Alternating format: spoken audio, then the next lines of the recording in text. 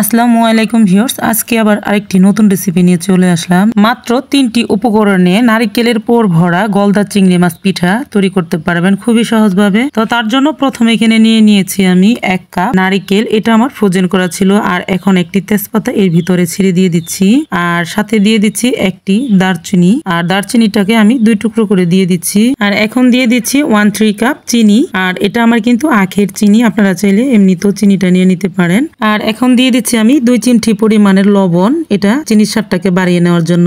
আর সাথে দিয়ে দিচ্ছি আমি 1/4 কাপ পানি। মানে চিনি যতটুকু নিবেন তার থেকে একটু কম পানি দিবেন, একদম চিনির থেকে বেশি পানি দেওয়া যাবে না। এখন আমি এই নারকেলের পুরটা রেডি করার জন্য চুলোতে জাল দিয়ে একদম ভাজা ভাজা করে শুকনা করে নিচ্ছি। আর দর্শক, এই পিঠাটা তৈরি করা খুবই সহজ, খেতে অসাধারণ মজা। সেটা কিন্তু আপনারা দেখলেই বুঝতে পারবেন আমি কিভাবে তৈরি করে নিয়েছি।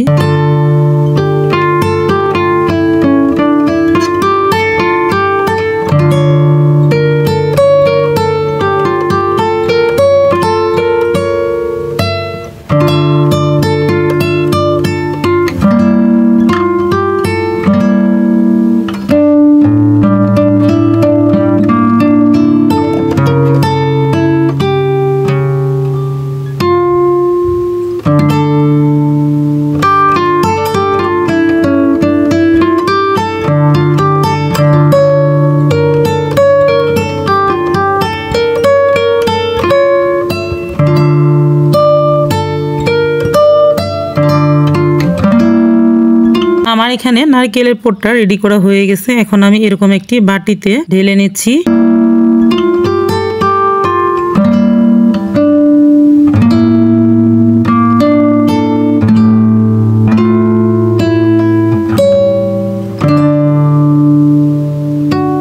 এখন আমি পিঠা তৈরি করার জন্য একটি ডো তৈরি করব ময়দা দিয়ে। তার জন্য প্রথমে আমি এরকম মেজারমেন্ট কাপের 1 কাপ নিয়ে নিলাম লিকুইড দুধ। এখানে আমি পাউডার মিল্ক জাল করে তারপর লিকুইড দুধটা তৈরি করেছি। আপনারা নর্মাল লিকুইড দুধটাও কিন্তু দিয়ে দিতে পারবেন এখানে। আর এখন দিয়ে দিচ্ছি আমি 1/2 চা চামচেরও কম লবণ, আর সাথে দিয়ে দিচ্ছি 1/2 চা চামচ পরিমাণ চিনি। এখন দুধটা খুব ভালোভাবে বলক চলে আসলে তারপর এখানে আমি ময়দা দিয়ে দিচ্ছি।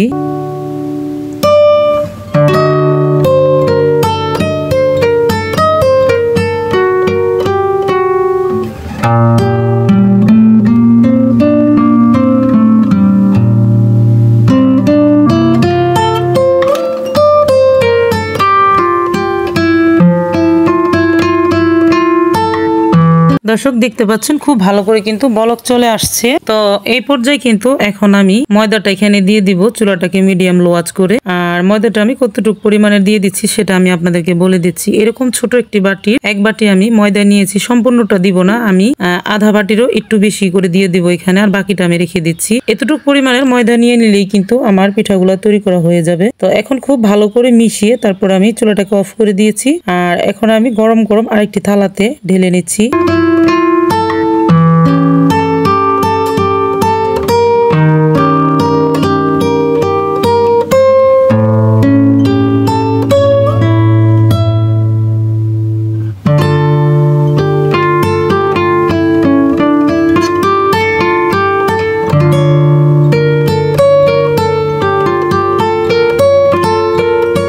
তো আমি এরকম একটি স্টিলের থালায় ঢেলে নিচ্ছি। আর এটাকে আমি ঢেলে তারপরে গরম গরমই হাত দিয়ে হাতে একটু তেল লাগিয়ে খুব ভালো করে ময়ান করে নেব। যতক্ষণ পর্যন্ত একদম সফট হয়ে না আসতেছে ততক্ষণ পর্যন্ত আমি এটা হাত দিয়ে ডোলে একদম ময়ান করে নিচ্ছি।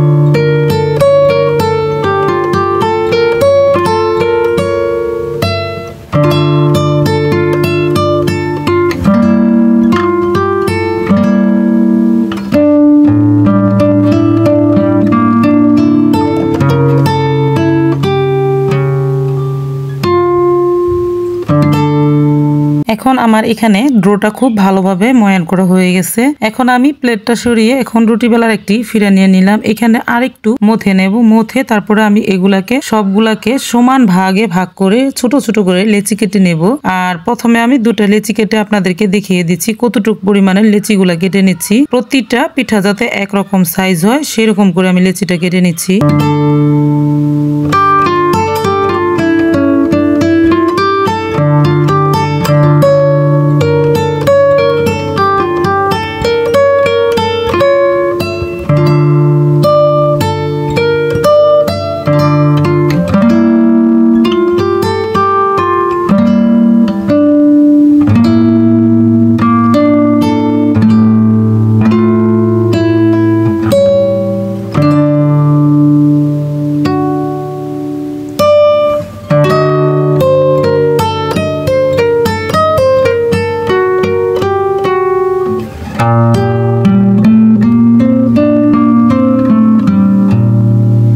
দর্শক একইভাবে কিন্তু সবগুলো লেচি আমি এখানে কেটে নিয়েছি, দেখতেই পাচ্ছেন। তো সবগুলোই কিন্তু আমার এখানে এক সাইজ হয়েছে। আর এখন আমি আপনাদেরকে একটা চিংড়ি মাছের পিঠা তৈরি করে দেখিয়ে দিচ্ছি কিভাবে এই গলদা চিংড়িগুলো আমি তৈরি করতেছি। তারপর আমি আরো একটি তৈরি করে দেখাবো যাতে আপনাদের বুঝতে সুবিধা হয় এর জন্য। আর আপনারা কিন্তু এটা একটু দেখে নিলেই কিন্তু তৈরি করতে পারবেন, এগুলো শিখিয়ে নিও কোনো ব্যাপারই না। ভালোভাবে একটু দেখে নিলেই কিন্তু পিঠাগুলো খুব সহজেই তৈরি করতে পারবেন। আমি এরকম সাইজ করে প্রতিটা পিঠাই তৈরি করব। তার জন্য একটু লাম্বাটি করে হালকা ছোট করে একটি রুটি বেলে নিলাম আর একটি গোল চামচের সাহায্যে চিংড়ি মাছের উপরে যে একটি দাগ থাকে সেই দাগটাকে টেনে দিলাম। এখন আমি যেভাবে তৈরি করে দেখিয়ে দিচ্ছি দেখুন। এখন নারকেলের পুরটাকে ভিতরে দিয়ে দিলাম আর খুব ভালো করে এভাবে হাত দিয়ে চাপ দিয়ে মুখটাকে বন্ধ করে দিচ্ছি। আর এখন আমি এই সাইড গুলাকে একটি চাকুর সাহায্যে কেটে দেব। আর হাতে প্রতিবারই কিন্তু একটু একটু করে ময়দা লাগিয়ে তারপরে এই চিংড়ি মাছের পা গুলা তৈরি করে নেব। আর আমি চিংড়ি মাছের চোখ হিসাবে ব্যবহার করতেছি এখানে লবঙ্গ, আপনারা চাইলে কিন্তু কালিজিরাটাও ব্যবহার করতে পারবেন। আর লেজের সাইডে আমি একটু চাপ দিয়ে তারপরে মাঝখানটা কেটে দিয়েছি যাতে এভাবে বোঝা যায় যে এটা লেজ। এরকম করে খুব সহজে কিন্তু এই পিঠাটা আপনারাও তৈরি করতে পারবেন। আর সেটা আপনারা দেখলেই বুঝতে পারবেন আমি কিভাবে তৈরি করাতেছি। আর তৈরি করা কিন্তু খুবই সহজ।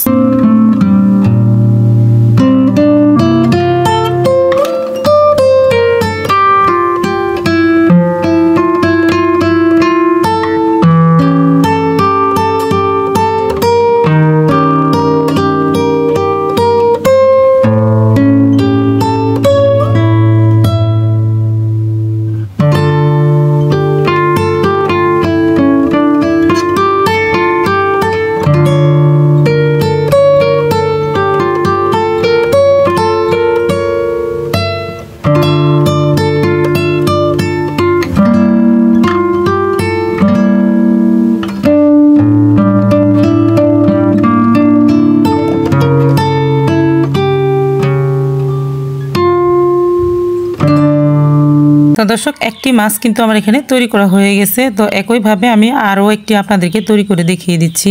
আর মাছটা কিন্তু দেখতে খুবই সুন্দর দেখা যাচ্ছে।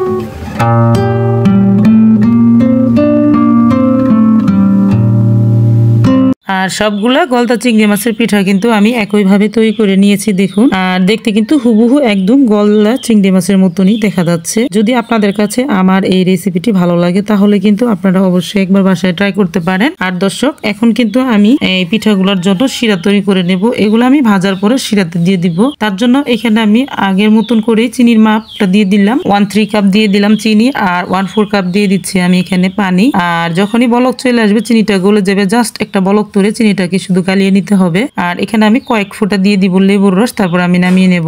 আর আমি কিন্তু শুরুতেই বলে দিয়ে দিয়েছি যে আমার এটা কিন্তু আখের চিনি, আপনারা চাইলে কিন্তু এখানে এমনিতেও চিনিটা ব্যবহার করতে পারেন।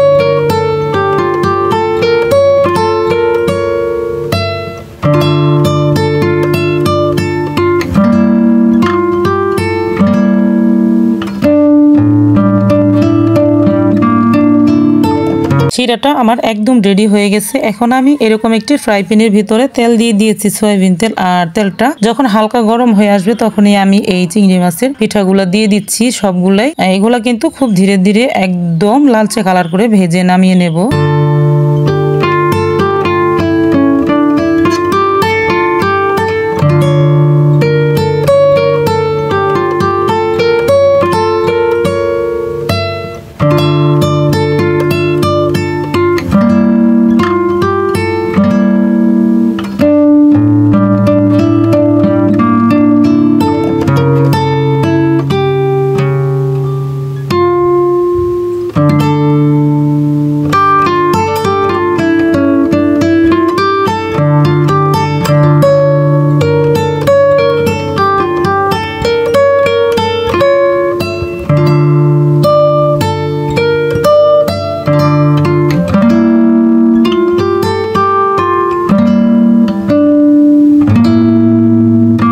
দর্শক, আমি কিন্তু বারবার উল্টে পাল্টে এরকম একদম লালচে কালার করে নিয়েছি। এখন কিন্তু দেখতে খুব সুন্দর চিংড়ি ফ্রাই মতন দেখা যাচ্ছে। তো এখন আমি গরম গরম তুলে শিরা লাগিয়ে নিব। আপনারা চাইলে কিন্তু শিরা ছাড়া এমনিতেও এই পিঠাগুলো খেতে পারেন, খুবই ভালো লাগবে খেতে। তারপরও আমি উপর দিয়ে একটু শিরা দিয়ে দিচ্ছি যাতে দেখতে ভালো দেখা যায় আর খেতেও ভালো লাগবে। আর একটা একটা করে আমি এখানে সম্পূর্ণগুলাকে শিরা লাগিয়ে নিচ্ছি।